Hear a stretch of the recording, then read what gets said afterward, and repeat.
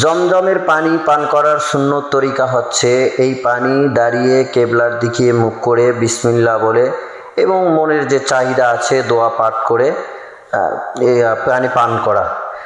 দোয়ার ক্ষেত্রে অনেক ফুকায়ে কেরাম বলেছেন যে এরকম দোয়া করা, আল্লাহুম্মা ইন্নী আসআলুকা ইলমান নাফিআ ওয়া রিজকান ওয়াসিআ ওয়া শিফাআন মিন কুল্লি দাইন, এই জাতীয় দোয়া পাঠ করা।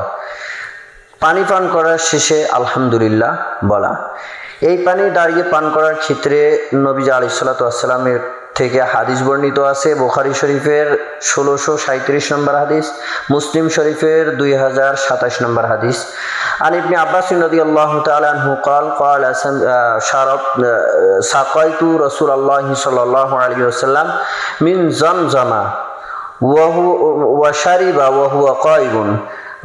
তিনি বলেন, ইবনে আব্বাস রাদিয়াল্লাহু তাআলা আনহু বলেন যে আমি রাসূল সাল্লাল্লাহু আলাইহি ওয়াসাল্লামকে জমজমের পানি পান করিয়েছি, যে অবস্থায় তিনি পান করেছেন সেটা ছিল দাঁড়িয়ে পান করা।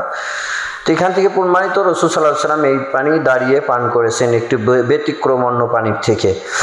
তো মোল্লা আলী কারি রাহিমাহুল্লাহ এই জমজমের পানি দাঁড়িয়ে পান করার হিকমত বর্ণনা করতে গিয়ে তিনি মিরকাতুল মাসাবিহের মধ্যে বলেছেন যে এই পানি যেহেতু অন্য পানির থেকে ব্যতিক্রম, অন্য পানি খেতে বসে খেতে হয়, এই পানি দাঁড়িয়ে খেতে হয়, হিকমত স্বরূপ তিনি বর্ণনা করেছেন যে অন্য পানি পান করার ক্ষেত্রে সাইরাব হয়ে একদম বেশি খাওয়ার কথা নেই, কিন্তু জমজমের পানি একদম সাইরাব হয়ে বেশি, যত বেশি খাওয়া যাবে তত ভালো। এরকম এর মধ্যে গেজা রয়েছে, পানিও রয়েছে, শেফা রয়েছে।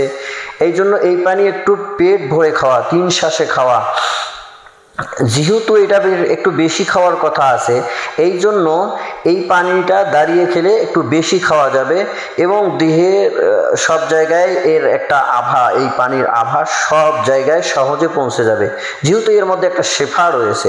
আর অন্য পানির ক্ষেত্রে এরকম না, সুতরাং একটু দাঁড়িয়ে পান করলে বেশি পান করা যাবে এবং যেহেতু এই পানির আভাটা পুরো শরীরে দাঁড়া অবস্থায় খেলে পুরো শরীরে পৌঁছে যাবে খুব সহজে, এই জন্য দাঁড়িয়ে খাওয়ার কথা বলা হয়েছে। জমজমের পানি কোনো বেধর্মীকে দেওয়া যাবে কিনা?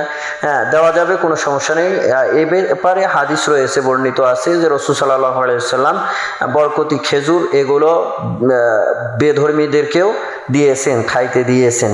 তো এখানে ফুকায়ে কেরাম আরও স্পষ্ট করেছেন যে যেহেতু জমজমের পানির মধ্যে আল্লাহ সুবহানাহু ওয়া তাআলা শেফা রয়েছেন, আর বেধর্মীদের মধ্যে বড় একটা রোগ হচ্ছে ইসলাম গ্রহণ না করা, এই জন্য শেফার নিয়তে তাদেরকেও দেওয়া যাবে যে তারা যেন এই রোগ অর্থাৎ হিদায়াতের পথে আসে, বেধর্মী অন্য ধর্ম ত্যাগ করে, এই নিয়তে তাদেরকেও দেওয়া যাবে, কোনো সমস্যা নেই।